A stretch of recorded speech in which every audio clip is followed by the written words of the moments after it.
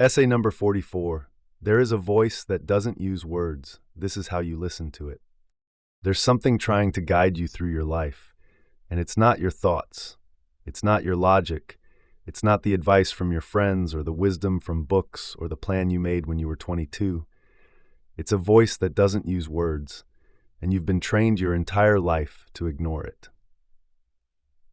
This voice, call it intuition, call it your gut, call it your inner knowing, it speaks in feelings, not sentences. It communicates through subtle pulls and quiet resistances, through inexplicable attractions and unexplainable aversions. It will never make sense to your logical mind. It will never fit neatly into the story you're trying to tell about your life.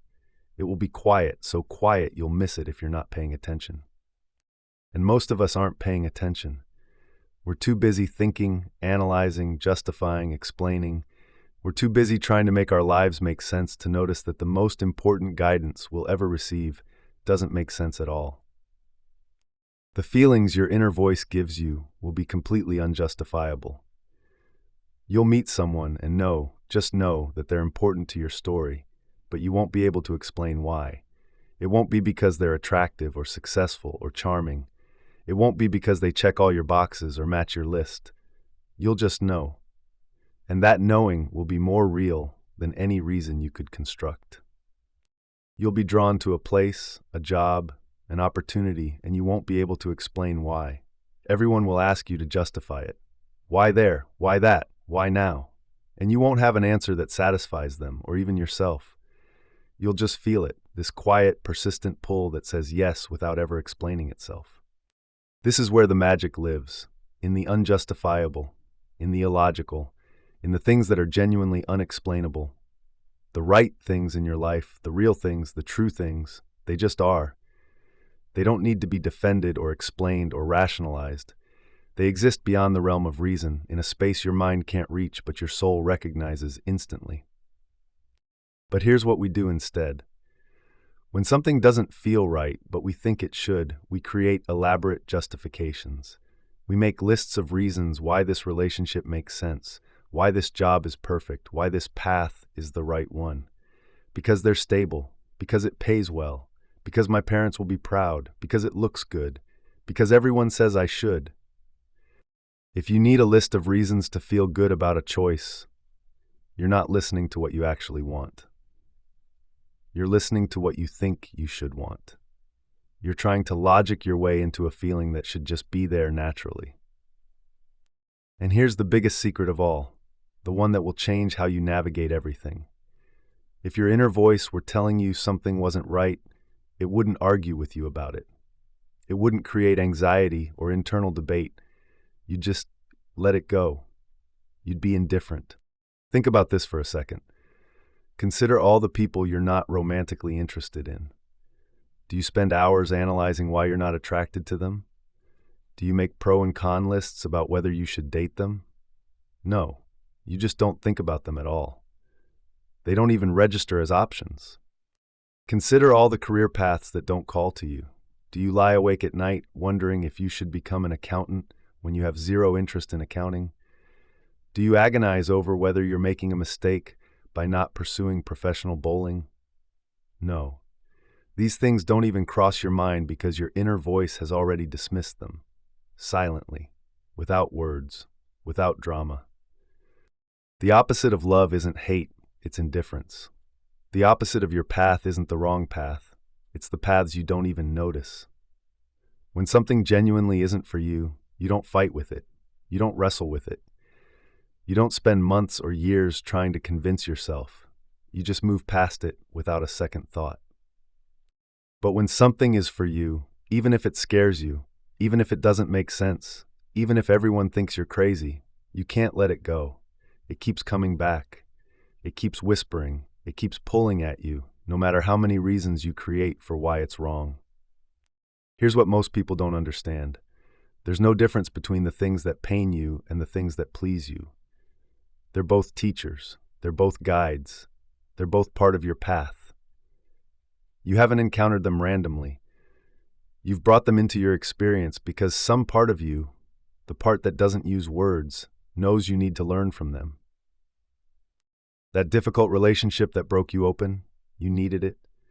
That failure that devastated you, you called it in. That opportunity that terrifies you, it's been waiting for you. Your inner voice orchestrated all of it, not to punish you, but to grow you, to show you, to lead you toward who you're becoming. Illusions have to be justified, half-truths have to be explained, fears have to be rationalized, but the genuine things, the best things, the most right things, they just are. They exist in a space beyond words, beyond logic, beyond justification. They're as obvious and unquestionable as breathing, even when they make no sense to anyone else, even when they make no sense to you. The process of learning to hear this voice isn't about developing new skills. It's about unlearning all the noise that drowns it out. It's about releasing all the shoulds and supposed tos and make sense to. It's about letting go of the need to justify your choices to others, or even to yourself. Every time you find yourself creating elaborate explanations for why something is right, stop. That's not your inner voice talking. That's your mind trying to override your inner voice. Every time you need to convince yourself or others that a choice makes sense, pause. The right choices don't need to make sense. They just need to feel true. This is why you get lost in the first place. Not because you're broken or confused or doing life wrong. You get lost so you can find your way back to this voice. You get lost in other people's expectations, in society's definitions of success, in logical decisions that make perfect sense but feel completely wrong. You get lost so you can remember what it feels like to be found, not by something external, but by your own inner knowing. The voice that doesn't use words has been with you your entire life. It's the one that told you as a child what felt safe and what didn't. It's the one that knows immediately whether someone is trustworthy. It's the one that pulls you towards certain books, certain places, certain people, without ever explaining why. But we've been trained to ignore it.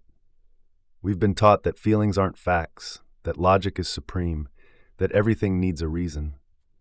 We've been conditioned to trust our minds over our bodies, our thoughts over our instincts, our reasons over our knowing. And look where that's gotten us. We're a generation of people who can explain exactly why we made every choice, but can't explain why we're still unhappy. We have reasons for everything, but meaning in nothing. We can justify our entire lives, but can't feel alive in them. The voice that doesn't use words is trying to save you from this.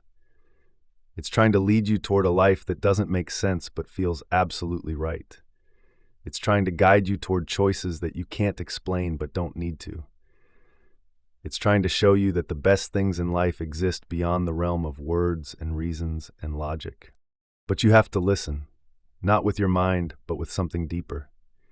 You have to notice what you're drawn to without reason, what you resist without logic, what keeps calling to you even when you've decided it's impossible, what you can't let go of even when you have every reason to. Your inner voice doesn't shout, it doesn't argue, it doesn't convince, it just knows. And that knowing is more reliable than any amount of thinking, more trustworthy than any logic, more true than any reason you could construct.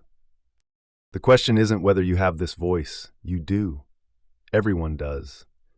The question is whether you're brave enough to listen to it, whether you're willing to make choices that don't make sense, whether you can trust something that will never explain itself to you. Because here's the truth. The life that's waiting for you, your real life, not the one you've planned, but the one that's actually yours, it doesn't make sense. It can't be justified. It won't fit into any neat narrative. But when you find it, when you stop resisting it, when you stop needing it to make sense, you'll know it immediately.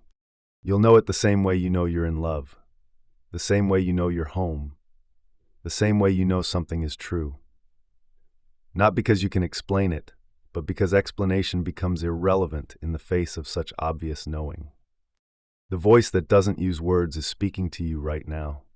It's in the flutter in your stomach, the tightness in your chest, the inexplicable pull towards something that makes no sense, the quiet resistance to something that makes perfect sense. Stop trying to translate it into words. Stop trying to make it logical. Stop trying to justify what it's telling you. Just listen. Just feel. Just know. Your real life is waiting on the other side of your need for everything to make sense. And the voice that doesn't use words, it knows the way.